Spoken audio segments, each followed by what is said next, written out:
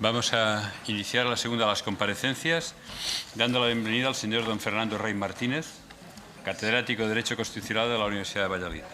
He leído que utiliza usted un término que me ha llamado la atención, el término neorracista, que además lo describe, y yo, en fin, me lo he sacado aquí, me lo he copiado, dice, son personas que dicen con vigor que creen en la igualdad, que no aceptan políticas de atención a la diversidad, que no se ven como racistas, pero no les hace ninguna gracia que sus hijos compartan pupitre en la escuela con gitanos, ni convivir en la misma escalera que una familia gitana, que niegan que existe racismo en España, eso sería cosa de Sudáfrica o de Estados Unidos, y que suelen decir que los gitanos reciben todas las prestaciones públicas. Es una cierta gracia. Bueno, gracia no, me ha llamado la atención. Gracia no es la palabra más adecuada.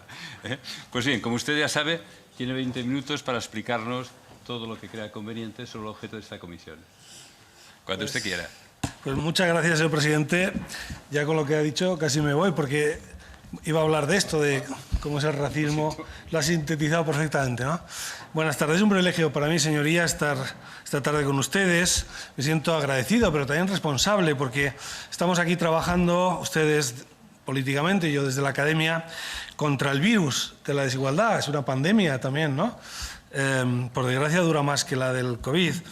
Y estamos trabajando contra una de esas verdades robustas, pero profundamente incómodas e invisibles, como es la discriminación étnico-racial en España, particularmente contra la minoría étnica, además la más numerosa, como es la gitana, ¿no? Los gitanos en España, no sé si se han reparado, es una nación cultural sin territorio, ¿no? Ellos nunca hacen gala de eso, pero cuando hablamos de naciones, nacionalidades, regiones, posiblemente no haya una nación más característica dentro de España, formada por españoles, pero con unos rasgos propios como la de los gitanos. Me alegro que nos tomemos en serio la igualdad étnica, porque es un mandato de la Constitución. Yo soy constitucionalista y vivo de la Constitución, así que la tengo mucha simpatía, ¿no? Que proclama la igualdad y dignidad de todas las personas y prohíbe cualquier tipo de discriminación racial. Estas son, ante todo, en primer lugar, gruesas violaciones, obscenas violaciones de derechos humanos. El racismo es, junto con la homofobia y la transfobia, el discurso de odio más infamante, porque no solo supone la explotación de unas personas en beneficio de otras, sino más allá, directamente, su deshumanización. Las personas de otras etnias no son, en la mirada del racista, seres humanos del todo. De hecho, la propia etimología de la palabra raza, radix, raíz en latín, apunta a la casta de origen, al linaje, y ello remite a los animales, pero no a todos los animales, sino solo a los que se pueden domesticar. En otras palabras, la palabra raza remite a la esclavitud, a los esclavos, la raza inferior, como un tipo de animales domesticados para complacer a sus amos. Los gitanos no son personas, en la mirada del racista, son extranjeros antropológicos. Evidentemente, y por mor de ese fenómeno llamado discriminación interseccional o múltiple, las mujeres gitanas se enfrentan cada día a una situación peor, porque son una minoría dentro de la minoría. Ahora bien, la igualdad constitucional está en las antípodas de cualquier forma de paternalismo, de modo que no solo la comunidad no gitana debemos luchar por la igualdad étnica y de género y de todo tipo, sino que también la comunidad gitana debe hacer sus deberes en este campo. Eso sí, lo está haciendo, a su ritmo, con sus métodos y sobre todo liderando ese proceso, que no puede venir impuesto sin más desde fuera de la comunidad. No es buena idea querer imponer una buena idea. El derecho constitucional a la igualdad comprende el derecho a la identidad de trato entre mujeres y hombres, entre gitanos y payos, pero también el derecho a la desigualdad, esto es, la atención a la diversidad propia de cada uno de estos grupos. Igualdad para evitar la subordinación, diversidad para evitar la descaracterización cultural. Yo entiendo con Nancy Fraser, cuya lectura le recomiendo vivamente, que la idea contemporánea de justicia o de igualdad, que es lo mismo, no solo incluye la redistribución socioeconómica, que también, sino sobre todo dos objetivos más, que deben darse a la vez, junto con la redistribución económica: el reconocimiento de la diversidad cultural y la participación política. La cuestión de la igualdad real del pueblo gitano no es solo que muchos de sus miembros se hallen con problemas económicos, por cierto, no todos, por fortuna. De hecho, identificar gitanidad y pobreza es ya un prejuicio racista. Y digo, desigualdad socioeconómica que hay que ir superando, sobre todo con trabajo y educación decentes. La cuestión principal de la comunidad gitana española en este momento es, en realidad, y de modo nuclear el terrible déficit de ciudadanía que sufren. Gitanos y gitanas son personas, sí, pero siguen siendo ciudadanos de segunda clase, personas con una ciudadanía débil, debilitada. Es maravilloso que haya algunos diputados y diputadas gitanas en esta legislatura, en la anterior también, que además lo están haciendo realmente bien, como decían de Ortega en las Cortes Republicanas, un diputado cualitativo, son diputados cualitativos, ¿no? Pero no hay mecanismos que aseguren su presencia en el futuro. No hay mecanismos que aseguren que la presencia de gitanos en las cámaras no sea una anécdota pasajera, exótica, bonita, poética, rara. Y además son poquísimos, mucho menos de lo que correspondería por número, casi 1 millón de españoles. Solo están en el Congreso, no sé si hay alguien en el Senado, en el Parlamento Europeo algunos, pocos, en los autonómicos pues casi nadie, en los ayuntamientos, diputaciones. Tampoco están en la función pública, no están en el Ejército Español. ¿Por qué no hay gitanos en el Ejército, en las Fuerzas Armadas? O, bueno, quizá haya y no sabemos que haya. No conocemos en realidad nada de los gitanos en España porque no hay un solo dato oficial. ¿Ustedes se imaginan que hubiera podido avanzar la lucha de la igualdad de género en España sin tener en cuenta los datos sobre la desigualdad, pero datos sistemáticos, potentes? ¿No? Por eso alguien puede decir, no, pero si no hay problema, claro, que no tenemos datos. No, lo primero que hay que hacer es hacer un recuento étnico. Hay que hacer una mirada estadística, por favor. Ya tómense en serio esto, ¿no? Alguna vez. Estamos avanzando desde ese punto de vista a ciegas, ¿no? Así que fíjense, el nombre de la comisión, inclusión, ya lo dice todo, porque alude a la redistribución socioeconómica. Es lenguaje de servicios sociales. Yo hubiera hablado de igualdad real del pueblo gitano, porque junto a la redistribución económica está también el reconocimiento cultural y está también la participación política. Y esto sí que tiene otra dimensión, ¿no? Estar en el típico lenguaje de servicios. Bueno, ¿se acuerdan ustedes, los que han trabajado en la igualdad de género, como también inicialmente la cuestión de las mujeres era esta, la cosa económica, la cosa de los servicios, los derechos sociales, que no es ninguna tontería, ¿eh? Pero es que no es esto, ¿no? En realidad el racismo es un prejuicio, por tanto, si no atacamos la ideología que es el racismo, en realidad estamos siempre trabajando con los síntomas de la enfermedad, pero nunca atacamos la enfermedad, es el virus de la desigualdad, ¿no? Tenemos la Constitución. Tenemos el potente derecho internacional de derechos humanos en este punto, la ECRIP, tirándonos las orejas cada vez que interviene. Tenemos kilos de normas, planes, estrategias, proyectos estatales, autonómicos, locales. Por supuesto que hay avances apreciables y la situación de la comunidad gitana en España es mejor que muchos otros países comparables, pero siguen existiendo, ustedes lo saben ya, un arraigado y simulado racismo de nuevo cuño. Somos racistas, como el médico de Molière, que hablaba en prosa sin saberlo, pero no lo sabemos, no lo sabemos. Es un racismo amistoso, friendly, dice algún autor. Es un racismo friendly, un racismo sonriente, smiley. Ya he puesto a decir cosas, anglicismos, ¿no? Un neorracismo. A veces la respuesta, ¿cuál es? El tokenismo, ¿no? Token, el símbolo, lo que yo traduzco por postureo, postureo. Por eso hacen falta otras respuestas del problema viejo, con rostro nuevo. Ya sé que es discutible, pero a mí no me parecía mal alguna técnica para asegurar la representación política permanente de la comunidad gitana, no solo en el Congreso, Senado, en todas las instituciones. También me gustaría, a lo mejor habría que pensar en la presencia en el Gobierno de alguna figura, ¿por qué no? ¿No? Es verdad que alguien ha dicho, hombre, si ponemos un delegado al Gobierno para la cuestión gitana, no sería tan raro, los ingleses lo tenían en relación a los irlandeses. Bueno, es verdad, existen en los países de Europa del Este, no es un modelo que me guste. Alguien dice, hombre, si ponemos a un secretario de Estado para la igualdad del pueblo gitano, ya nadie más del Gobierno se va a ocupar, todo va a acabar en este señor, pero es que ojalá acabe algo en este señor o señora. No, porque ahora no hay nada. ¿No? O sea, quiero decir, porque la cuestión gitana, la igualdad real, no está en la agenda política, es una cuestión invisible. Es imposible luchar contra un problema que no se reconoce, que se niega, ¿no? Que es invisible. Bueno, saben ustedes, no hay razas humanas, sí hay racismo. El racismo se funda en un triple error. Desde la misteriosa desaparición de los neandertales, de la que una pequeña parte somos descendientes, ya no hay razas humanas, pero curiosamente sigue existiendo racismo. Es sorprendente que algunas personas sigan pensando que hay razas, lo cual demuestra una ignorancia olímpica. Peor aún, que crean que unas razas son superiores a otras, normalmente a partir de algo tan sofisticado como el color de la piel. Y lo más llamativo de todo es que, si se fijan, los racistas siempre se sitúan entre los miembros de la raza superior. El racista es un ignorante con altamente, digamos, sin problemas de autoestima, ¿no? Cosa que si hubiera diferentes razas y unas fueran superiores a otras, se demostraría inmediatamente que el racista está en la raza inferior, tanto desde el punto de vista intelectual como ético. Pero bueno, en fin. Resulta paradójico que el racismo contemporáneo naciera como un intento de explicación científica de la variedad de la especie humana, pero sigue existiendo a pesar de su grosera anticientificidad. Hay un viejo y un nuevo racismo. El racismo es una construcción ideológica, es un prejuicio, no una categoría científica. El racismo de vieja escuela, que ahora se ha dado en llamar supremacismo, es minoritario en España, aunque no se puede desdeñar. Basta ver Internet, que en gran medida es un pozo séptico en estos temas, y sobre todo los discursos exacerbados de la preferencia de los nacionales sobre los extranjeros. La xenofobia es, a mi juicio, una variedad de racismo. En todo caso, la corriente principal del racismo ha mutado y tiene otro rostro, como muy bien decía el presidente.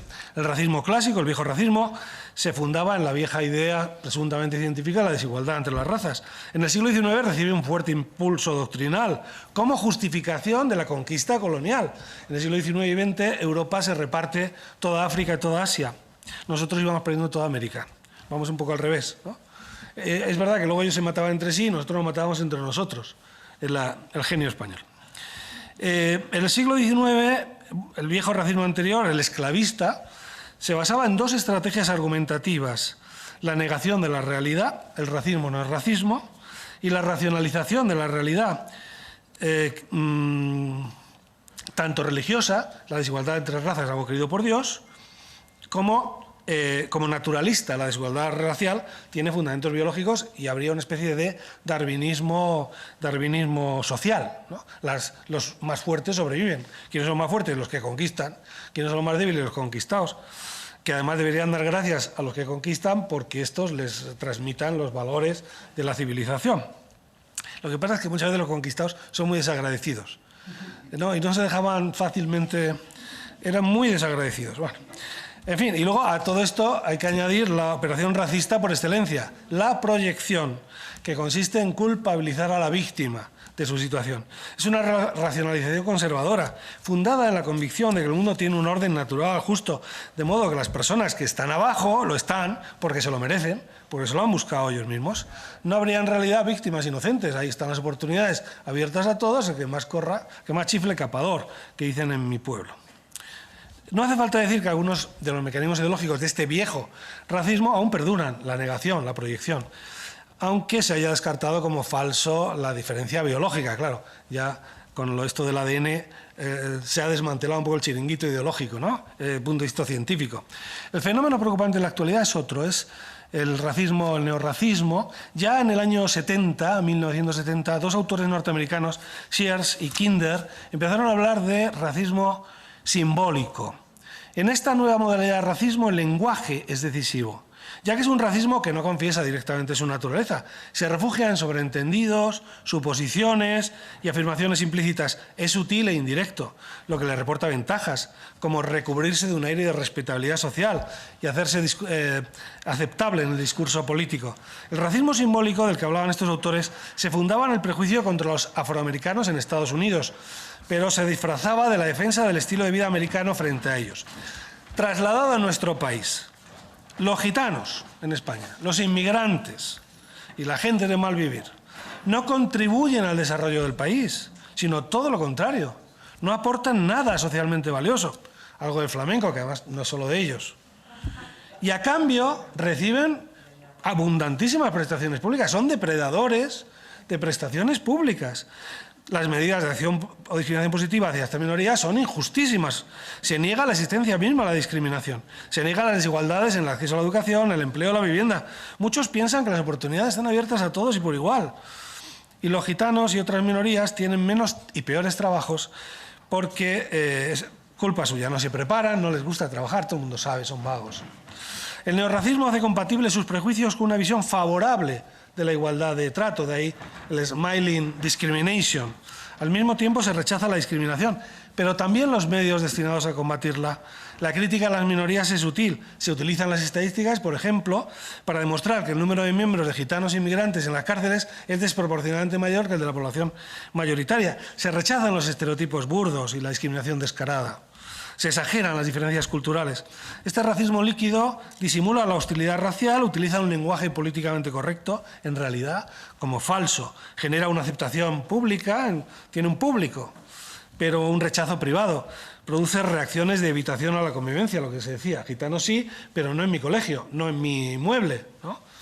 Desplaza la idea biológica de raza hacia la cultura, nuestra cultura, la cultura española, frente a la de otros. Y la desigualdad hacia la diferencia. No hay discriminación, hay diferencias culturales. Se exagera un enfoque multicultural, no intercultural. Todas las culturas son respetables, pero por favor, cada uno que avance por su carril en paralelo, sin mezclarse. Esto los matemáticos lo llaman líneas asintóticas.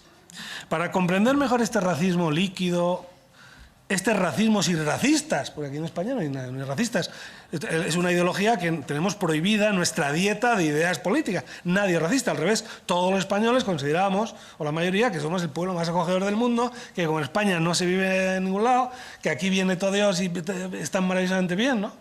Nos sorprende cuando decimos racistas, nosotros, pero hombre, por favor, serán los de Sudáfrica, son los de Estados Unidos, nos escandalizamos. El racismo es una cuestión de extranjeros, nosotros no estamos en eso. En fin, la mujer que se niega a alquilar un piso a una doctoranda por ser peruana. El guarda de seguridad que escolta a una gitana en una tienda desde que entra por la puerta hasta que sale, hasta el probador. El encargado de una piscina municipal que invita a una mujer gitana y a su hija a abandonar la piscina municipal para no contaminar el agua. El camarero que expulsa al bar de copas a un grupo de gitanas para que no le espanten la clientela. No tengo nada contra vosotros, pero comprended, yo tengo un negocio, no puedo permitirme que me echéis el empleador que se niega a contratar a alguien cuando se da cuenta de que es gitano, luego vuelve a llamar o le dice, no, ya tenemos esto, ya está dado el trabajo, pero luego alguien va y dice, oye, está, y no había dado el trabajo, en fin, todas estas cositas, ¿sabéis? Todos estos ejemplos, muchísimos más que podrían aducirse en causa, tienen algo en común. Los que discriminan no suelen saber que han actuado con prejuicios racistas. Y las víctimas a veces no conocen, ni confían en los tribunales, ni acudirán a los mecanismos de reparación de la discriminación, que por otro lado no están demasiado bien engrasados en nuestro país. Como estamos viendo, yo tengo esperanzas en la igualdad de trato, que por cierto, entre otras cosas, es una obligación europea. O sea, que estamos incumpliendo. Yo no sé cómo no nos han puesto unas indemnizaciones impresionantes, ¿no? Luego se puede discutir si el organismo de igualdad de trato pues se puede parecer más al modelo francés o al modelo de otros países. Se puede discutir eso, esa discusión sofisticada y sutil, pero que tiene que haber algo potente, porque es que nos lo piden las directivas europeas desde el año 2000 y estamos, en fin. Pero claro, como no hay racismo en España, pues no tenemos organismos de igualdad racial. Bueno, y esto pasa todos los días, pero estos ejemplos son reales, de gente que he conocido yo, que tampoco es que se esté todo el día en la calle. Ya me gustaría, pero bueno, tengo que trabajar a veces. Y son casos que conozco yo directamente, ¿no? En fin, pondré un ejemplo de tipo de discriminación que se llama institucional, que es aquella en la que los poderes públicos, o sea, hay procedimientos públicos privados ya establecidos, tradicionales, que son racistas, que son xenófobos, que son machistas, pero están tan sólidamente establecidos en la mentalidad cultural que la gente no lo sabe, o sea, que no hace falta sobreactuar para ser racista, sino basta con cumplir, dejarse llevar. Voy a poner un ejemplo de discriminación institucional. La definición, bueno, a todo esto diré que he escrito 2 libros recientemente, uno, Derecho Antidiscriminatorio, estos son los momentos de la publicidad, y otro que se llama Segregación Escolar en España.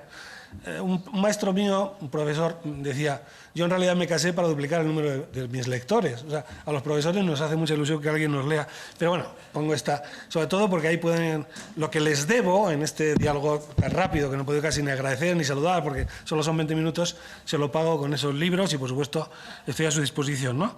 Bueno, discriminación institucional, no puedo definirla, pero ahí se lo encuentran lo que es. Voy a poner un ejemplo. La definición de la palabra gitano, que ya habrá salido, se lo habrán hablado, ¿no? Que alberga el diccionario. Comienza ya observando un error, que gitano viene de egipciano, o sea que ya empezamos con esa capacidad proverbial de los españoles sobre el idioma, porque los primeros que tiene constancia venían de Egipto, pero en realidad proceden de la India.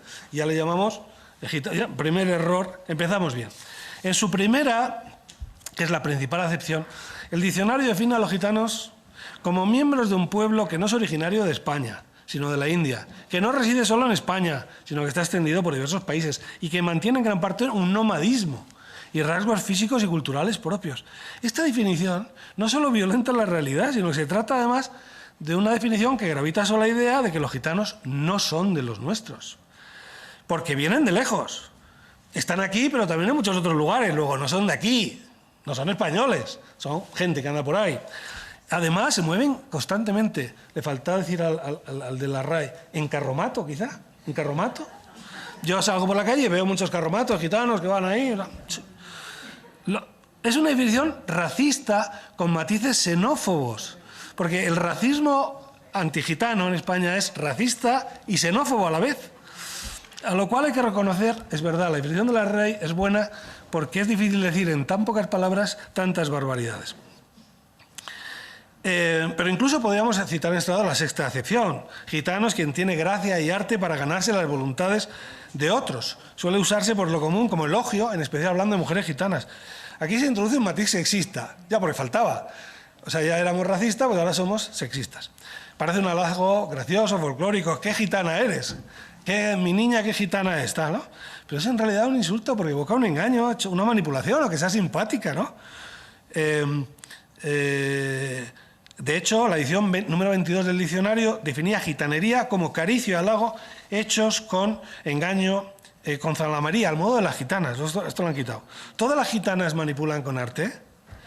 Esto parece sacado de esas películas españolas en blanco y negro de los años 40, ¿no? Al redactor del diccionario le faltaba añadir que después de la gitanería, las gitanas lo que les gusta es arrancarse por algún palo flamenco en alguna taberna, ¿no? Y luego añadieron lo de trapacería. O sea, que la academia lo tiene claro. Al final, los gitanos son individuos que no son de los nuestros y que engañan. De modo trapacero los varones y con mucha gracia las mujeres gitanas. O sea, cierra el círculo. Bueno, ¿qué hacer todo frente a todo esto? 2 minutos. Aunque tuviera 2 horas tampoco les daría soluciones. Están ustedes en esto. Yo, solo para acabar, tenía alguna cosa sobre esto. Creo que el escenario clave es la educación, porque gran parte de los problemas que afectan a la comunidad gitana tiene que ver con el déficit de formación, en serio. En España hay una segregación racista increíble, que desde mi punto de vista es una discriminación institucional de tipo indirecto o de impacto de libros. Si alguien lo impugnara, seguro que se ganaba. Lo que pasa es que todo el mundo está contento, porque en el fondo la propia comunidad gitana, a veces parte de la propia comunidad gitana se refugia en esos centros para evitar el rechazo, o sea, que hay un efecto ahí un efecto de refugio, pero un efecto negativo, porque ¿qué tenemos? Que la comunidad gitana apenas está en infantil, acaba primaria mayoritariamente, apenas salta a la secundaria, apenas titula, y sobre todo las mujeres gitanas no titulan, no saltan a la universidad, no conectan con FP. Eso significa que no van a tener trabajos cualificados nunca. O sea, ¿no? Es verdad que ha habido un gran avance, pero tal como vamos... Entonces, en España hay un alto índice de centros con alta densidad de minorías étnicas, que son los gitanos españoles y los inmigrantes. En esto son la discriminación étnica prohibida por el 14 y el 27. Hay que actuar. Yo lo intenté en Castilla y León, fui consejero 4 años, ya dejé de ser consejero, dejé de ser político porque estaba harto de que todo el mundo dijera a mis espaldas cosas de mí que eran absolutamente ciertas. Y soy profesor sin más, lo cual me da mucha libertad, aunque también ahí tenía mucha libertad, la verdad, casi libertinaje, ¿no? Pero lo intenté con un programa, o sea, se puede trabajar. Lo han intentado también en Cataluña, bueno, sé que hay algunos programas interesantes en Valencia, pero por ahora son solo destellos de luz en una oscuridad más bien tenebrosa. Así que yo les animo a que ustedes arriesguen, abandonen por favor el tokenismo, hagan cosas realistas, cuantifiquen datos, necesitamos datos de todo tipo, y sobre todo el tema de la segregación escolar hay que erradicarlo. La LOMLOE ha avanzado un poco, pero tiene que ir mucho más allá. Yo les invito a que arriesguen. Pas risque, pas plaisir, ¿no? No soy muy francés, pero si no hay riesgo, no hay placer. Muchísimas gracias.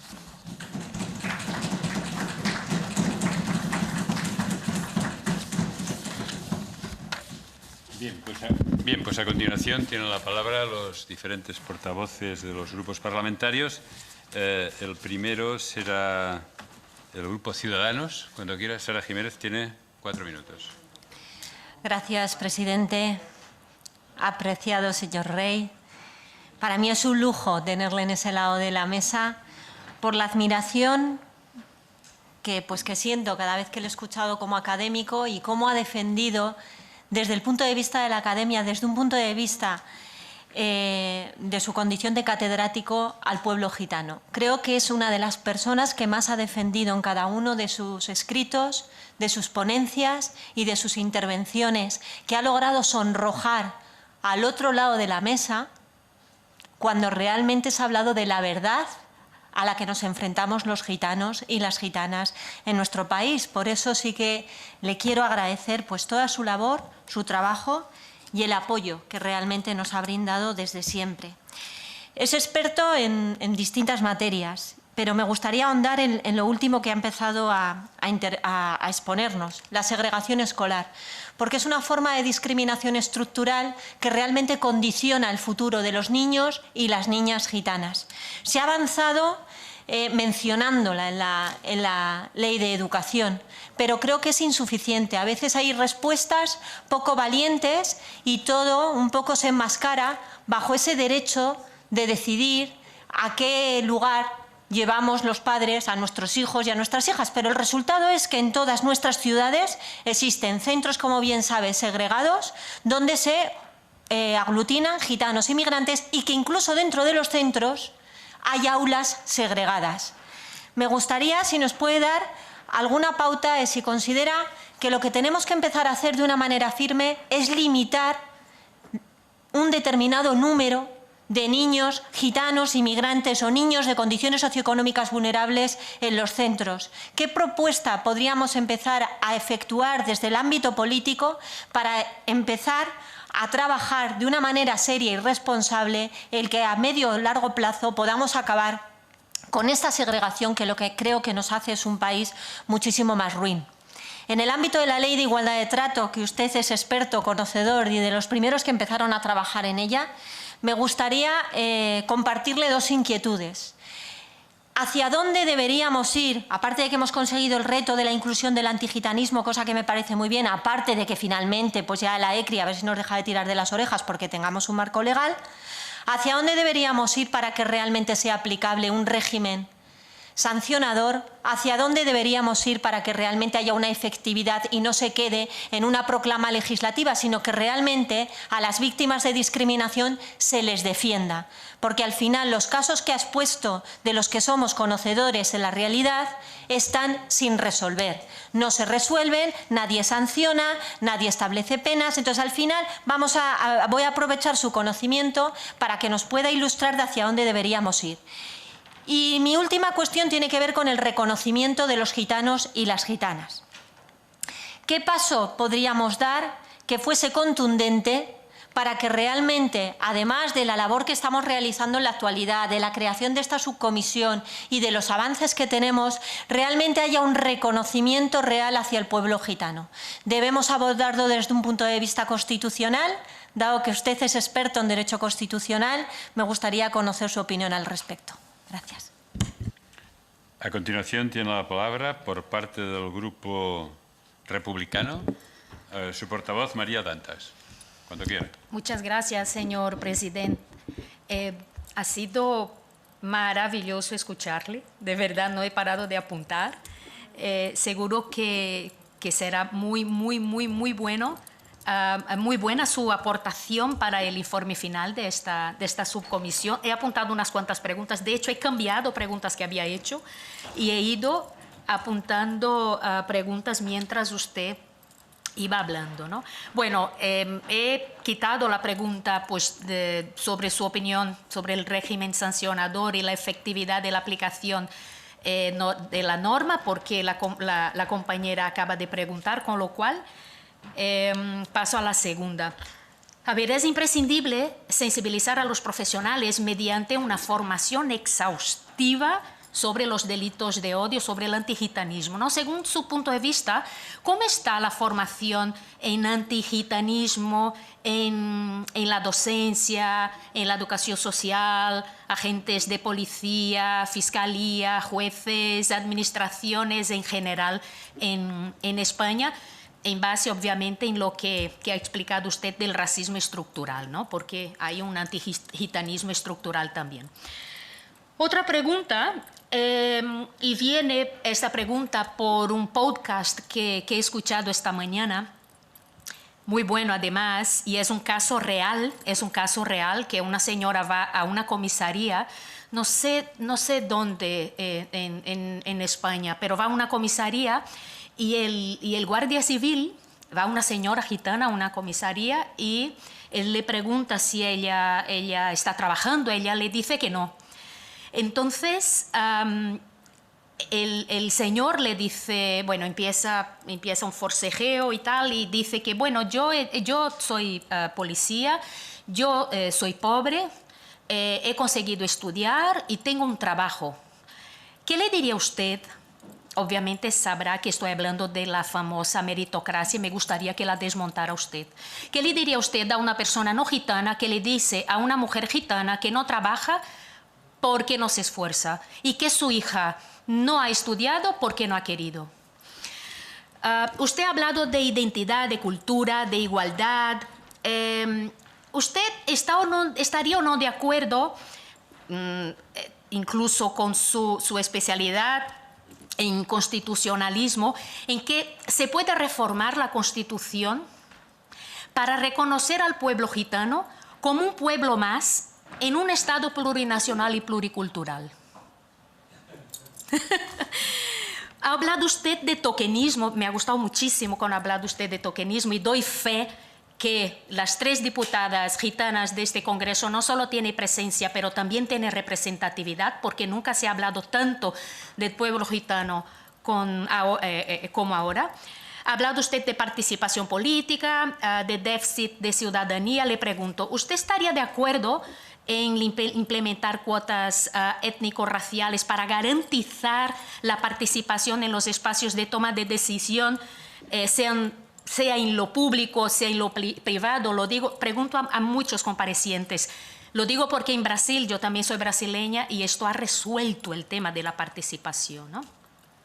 Usted también ha hablado de presencia, representatividad y déficit de ciudadanía, y se me ha ocurrido, y he estado haciendo unas preguntas, me ha hecho usted cambiar las preguntas con su ponencia maravillosa. A ver, en el marco de la Unión Europea para el Pueblo Gitano 2030, se plantean muchas otras cosas, entre otras muchas cosas, la necesidad de desarrollar políticas y acciones de empoderamiento de las comunidades gitanas.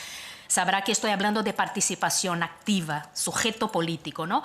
Contraponiéndolas a las desarrolladas hasta ahora, basadas en concepciones paternalistas y asistencialistas. Yo he estado leyendo, y usted es ex consejero de Educación de Castilla y León y ex patrono de la Fundación Secretariado Gitano. Es patrono, perdón. Voy acabando. ¿Qué piensa usted de esta determinante conclusión que he dicho ahora sobre el paternalismo, el asistencialismo, ¿no? Según su punto de vista, las administraciones públicas, ¿cómo deben abandonar el enfoque asistencialista? Y ya acabando, ¿cómo deben las organizaciones pro-gitanas realizar ese giro de 180 grados que propone el nuevo marco europeo? ¿Deben las organizaciones pro-gitanas ceder el espacio a las organizaciones gitanas para que sean estas quienes lideren sus propios procesos? Muchísimas gracias. He disfrutado muchísimo con su ponencia.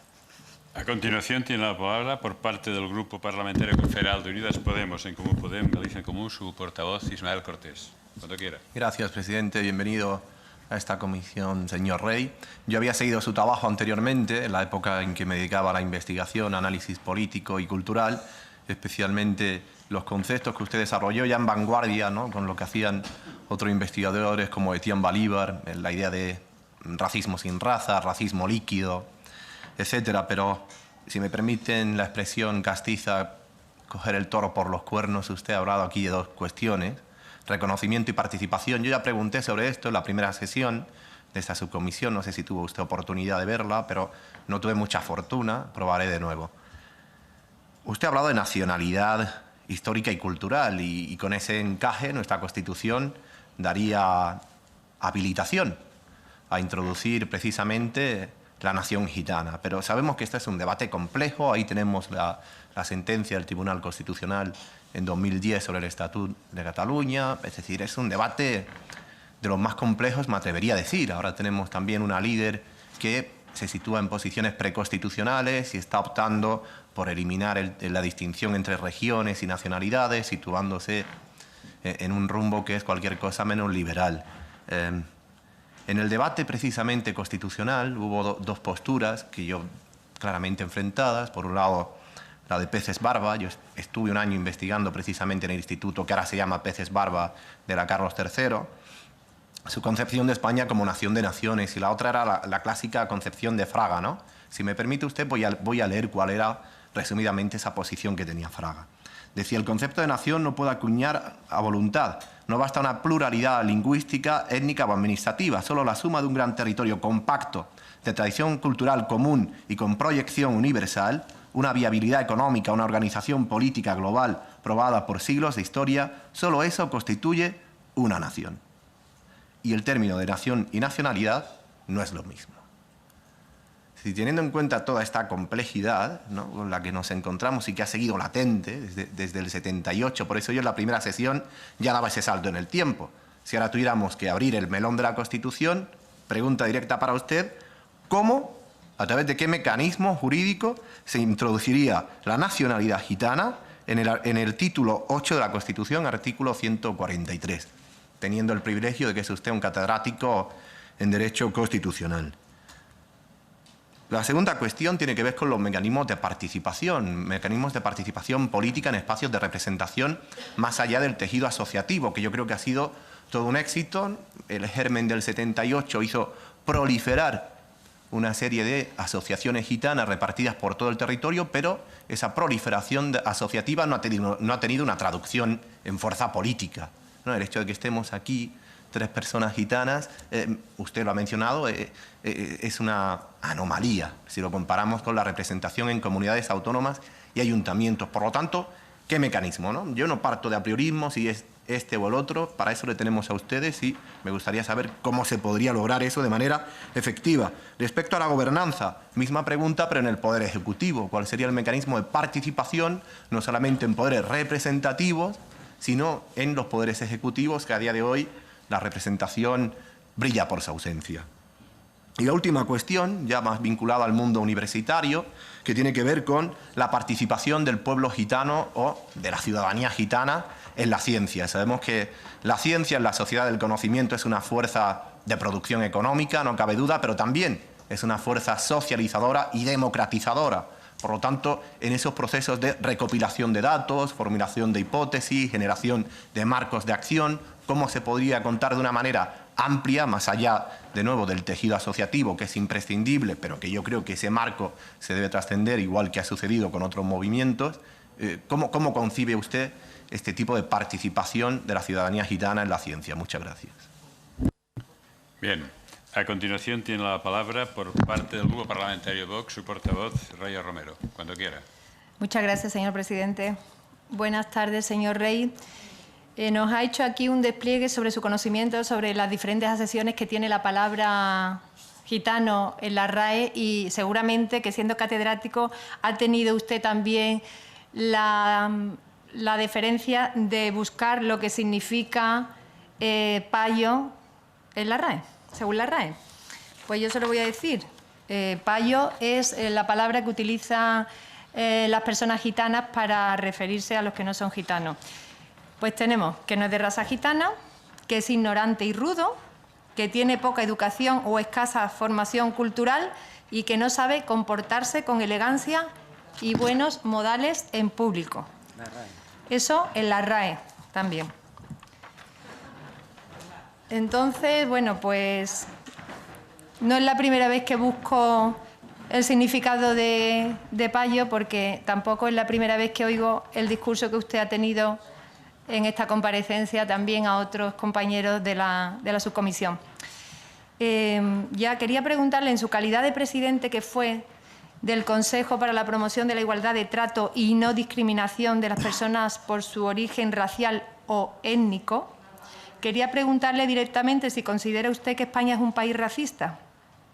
Supongo que me va a decir que no, y eso espero, que España en sí no es racista, pero le pregunto si cree usted que el racismo, siendo una actitud minoritaria, va a más en nuestro país.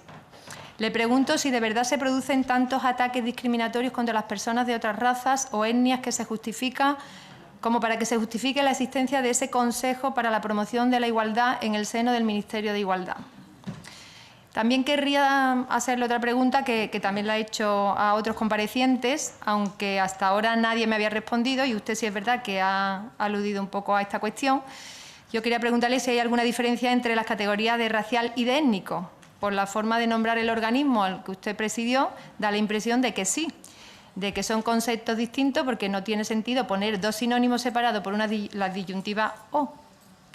O a lo mejor no tiene importancia, pero es un detalle que me gustaría que me explicara. Y aparte también me interesaría saber su opinión acerca de las estadísticas que maneja usted, si indican un aumento o un retroceso en la integración del pueblo gitano, porque a la vista de la cantidad de asociaciones y organismos públicos y privados tan generosamente subvencionados que han comparecido en esta subcomisión y que seguramente seguirán compareciendo, entendemos que se habrán producido algunos avances en la integración del pueblo gitano, porque en caso contrario, después de los ingentes recursos que se han empleado desde los ayuntamientos, desde las comunidades autónomas, desde el Estado central e incluso desde la Unión Europea, si encima las estadísticas indican que la cosa no mejora, a lo mejor habría que plantearse, hacer un replanteamiento total de qué es lo que estamos haciendo. ¿Cuál es su opinión al respecto? Muchas gracias. A continuación tiene la palabra por parte del Grupo Parlamentario Popular su portavoz, Alicia García. Gracias, presidente. Muy buenas tardes, señor Rey. La verdad que recibir en esta Comisión de Derechos Sociales a uno de los constitucionalistas más brillantes del Estado es todo un honor. Una persona implicada con la inclusión social, sobre todo, como hemos escuchado en su exposición, con los avances del pueblo gitano. Hemos escuchado ya a muchos comparecientes a lo largo de estos meses de trabajo en esta subcomisión. La verdad que todos han coincidido en un diagnóstico, nos faltan datos, como bien ha dicho. Hemos hablado de diferentes temas, de sanidad, de educación, de empleo, de salud, de discriminación. Pero sí que quería hacer varias cuestiones y muy breves, porque lo que interesa hoy es escucharle a usted. En primer lugar, cuando hablamos de población gitana, yo creo que lo ha dicho, que hay un prejuicio racista cuando directamente lo asociamos a los servicios sociales. No todas las personas gitanas están atadas a los servicios sociales, sino todo lo contrario, hay que buscar cuanto antes que salgan de ellos.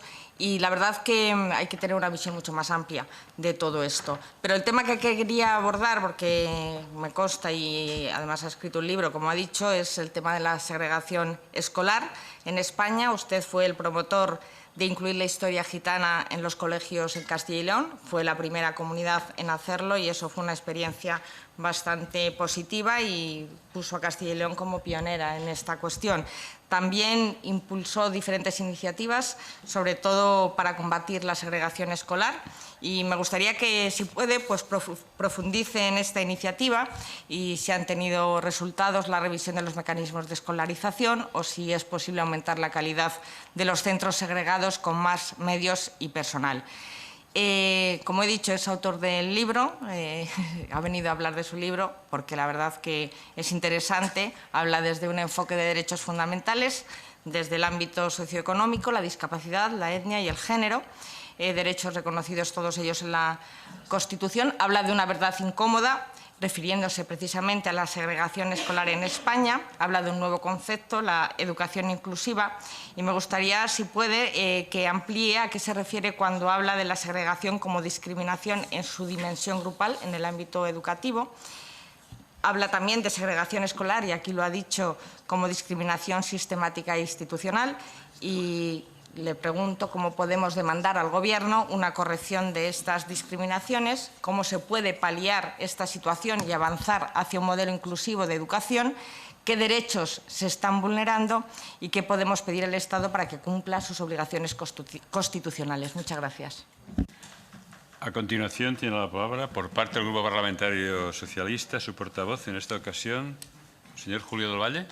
Muy bien, cuando quiera. Muchas gracias, presidente, y muy buenas tardes, señorías, y especialmente a mi paisano, a Fernando Rey, catedrático, que tenemos en tan alta estima y en su proyección a lo largo de todos estos años, siempre luchando por una sociedad mucho mejor, más justa, en el cual pues cada uno tenga dentro de la sociedad su papel, su espacio y su ámbito de participación, incluido las personas de etnia gitana, pero también a los niños. Les recuerdo como presidente de UNICEF que también hizo una gran labor, ¿no? Y también por los niños quería empezar, sobre todo por su publicación referida a la segregación escolar de los niños y niñas gitanas. Yo creo que el racismo parte también de una base importante que es el desconocimiento, ¿no? El que no se conozca, ¿no? El que no conozcamos. Vivimos en sociedades cada vez más fragmentadas en las cuales tú puedes pasar, incluso de curso en curso, ir a una universidad y pasar media vida sin tener cerca a una persona gitana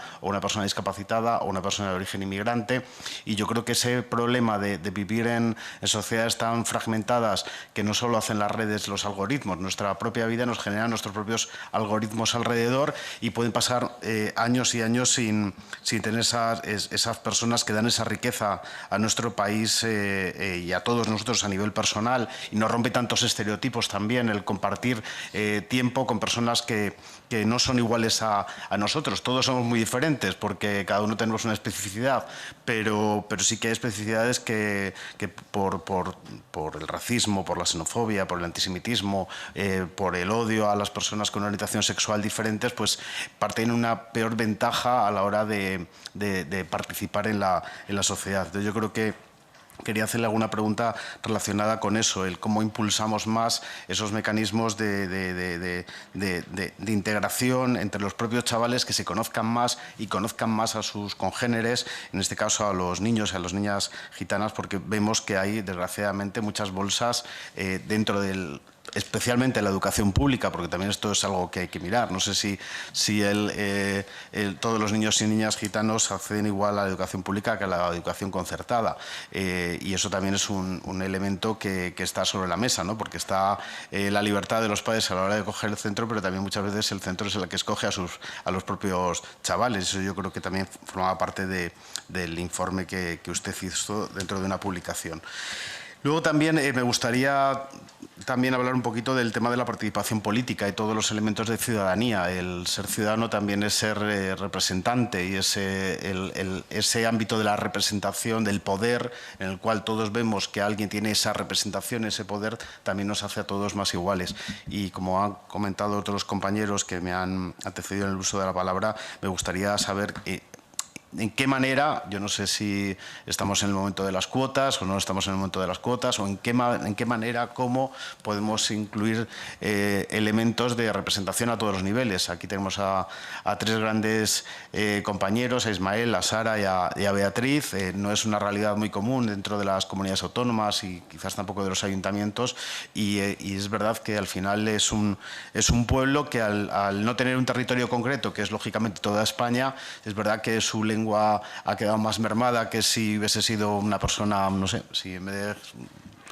Bueno, pues vivías en un territorio concreto, tu territorio ha avanzado mucho en la normalización lingüística en Galicia, en Cataluña, en el País Vasco, pero al ser un pueblo tan transversal en todo el territorio, quizás nadie se ha preocupado especialmente pues todos los aspectos relacionados con la cultura gitana y sobre todo ponerla en valor en la aportación a nuestro territorio.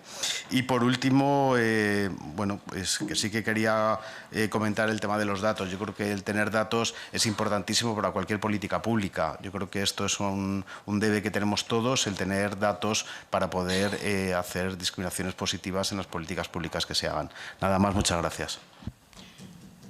Bien, pues ahora tiene usted 10 minutos para contestar lo que crea conveniente.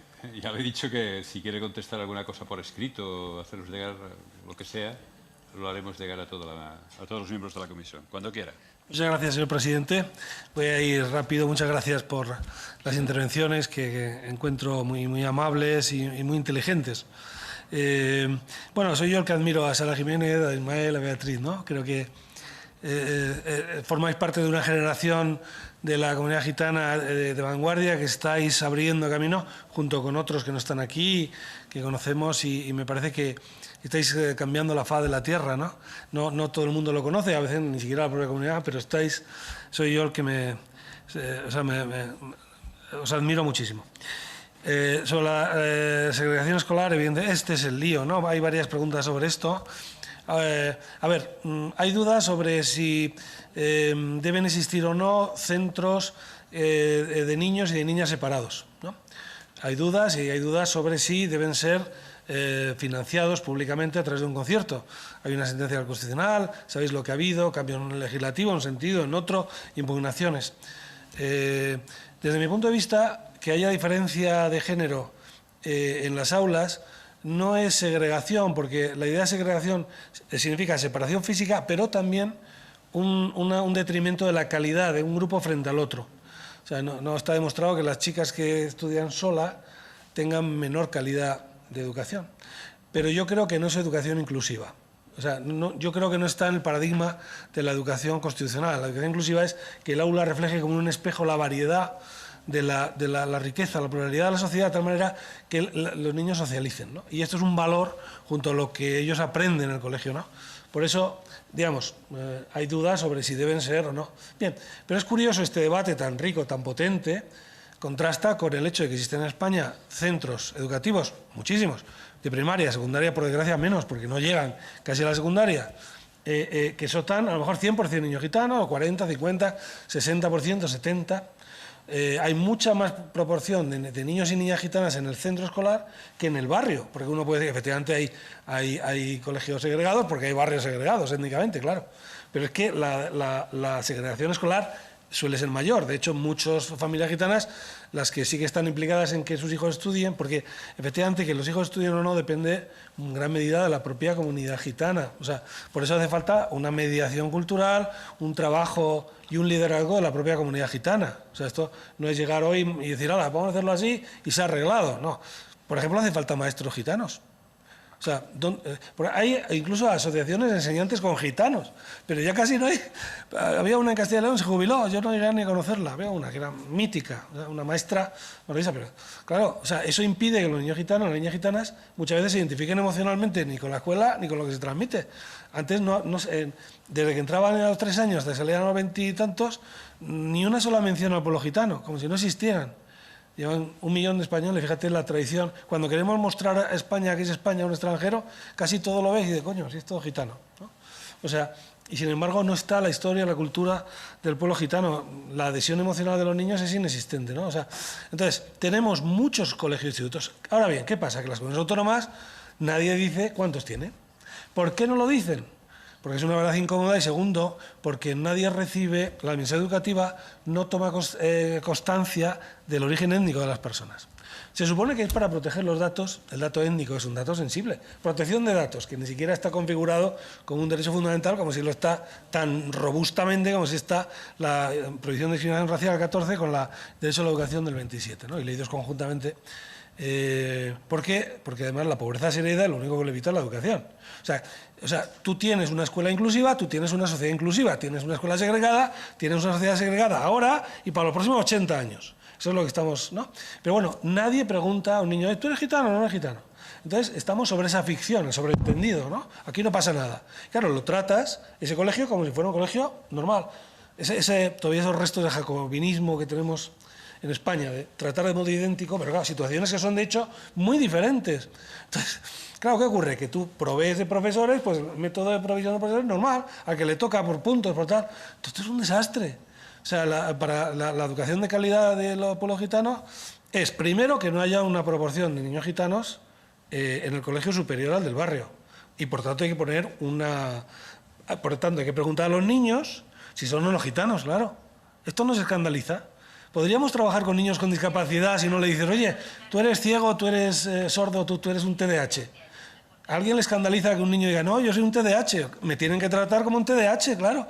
Pero si yo a un gitano lo trato como si no pasara nada, con el tran-tran del sistema, las inercias, claro, pues que ya de entrada está condenado al fracaso. Yo una vez entré en un colegio ahí en mi ciudad y estaban haciendo de todos gitanos, varios profesores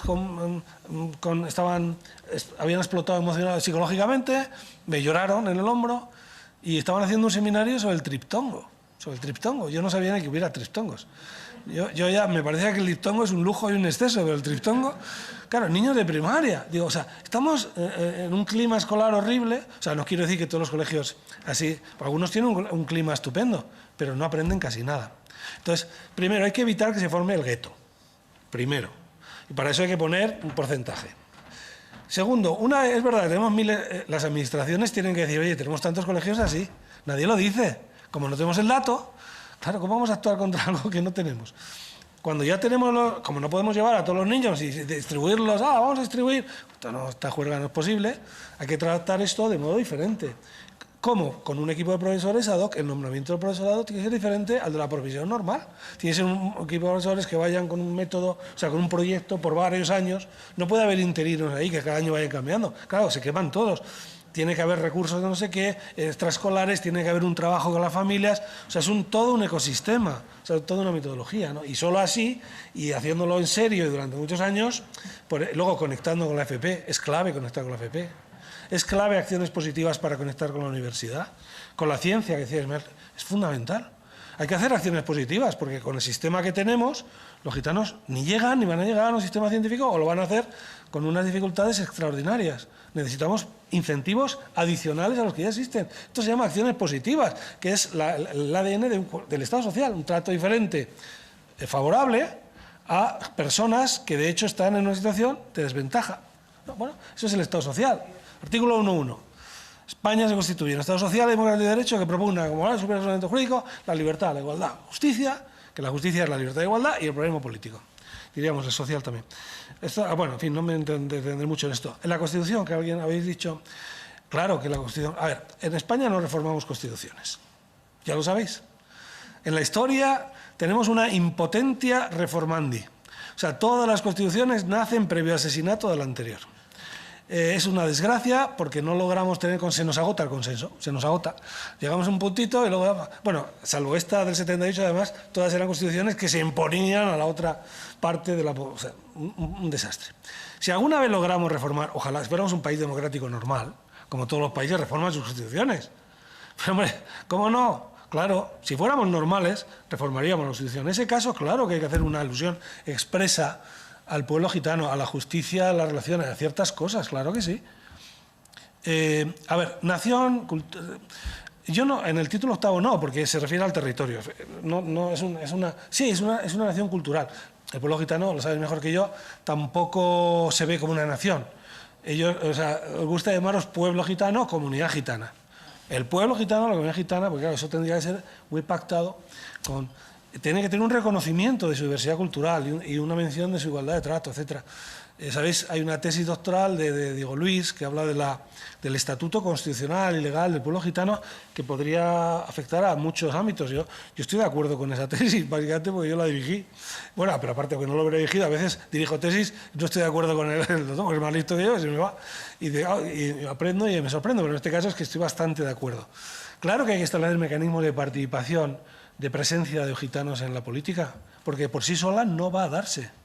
Aquí se ha abierto una ventana de oportunidad tal y habéis entrado, no se va a dar. Ya sabemos que los puestos políticos son muy competitivos y hay muchos clavajes territoriales, de género, de facciones del partido, de todo tipo, de edad ahora, ¿no? Pues sí, lo siento, la etnia, el que no quiera complejidad, pues que se vaya a vivir al siglo XIX, pero aquí estamos, claro, la etnia, ¿cuál? ¿Puede ser una cuota? Pues podría ser, en la medida más rotunda, lograría efectos inmediatamente, una cuota, o sea, de tipo así como se puso la de género, o sea, no puede haber una... Bueno, pudiera ser, podría haber una medidas de estímulo a los partidos políticos en vías de financiación para que presenten, para que tengan miembros de la comunidad gitana, podría ser. También eso, o sea, hay varias medidas, pero la cuota, desde mi punto de vista, sería plenamente constitucional. No dudes que eso acabaría en el tribunal. Desde luego sería plenamente constitucional y podría darse. Sí. Y voy acabando, me parece, ¿no, presidente? Me quedan 28 segundos. Joder. Bueno, sobre la nación no nos liemos. A ver, en España claro que hay varias naciones. La idea de nación, como de etnias, decía Reyes, La etnia es un grupo cultural con perfiles propios distintos a otros. Y evidentemente, claro que hay varias naciones culturales en España, la gitana es una de ellas. Desde el punto de vista jurídico constitucional, la única nación que está presente en el artículo 2 de la Constitución es la española, porque claro, es esa nación la que en ejercicio de su derecho de soberanía se constituye en Estado español.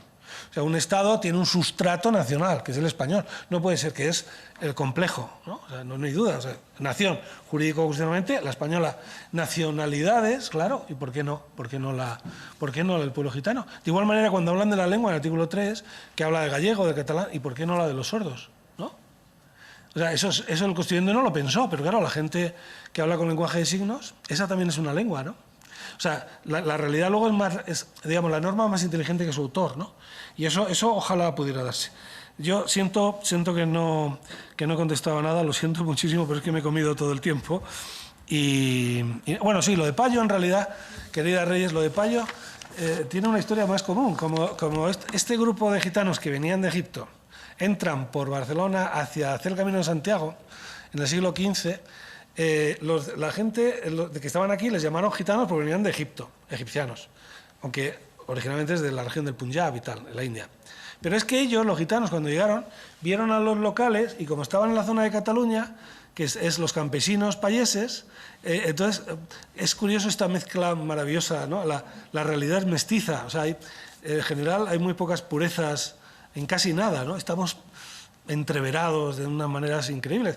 El propio presidente de la comisión, que es catalán, hablábamos antes, Castilla, en la fundación de Castilla, dependió del condado de Seu d'Urgell 150 años. O sea, éramos sufragáneos de Cataluña. O sea que esta maravillosa, y posiblemente el primer tipo que escribió algo en castellano, era un vasco, tan torpe que no sabía latín ya. Pero bueno, en fin. Disculpa, no he podido contestar a nadie. Bueno, muchas gracias.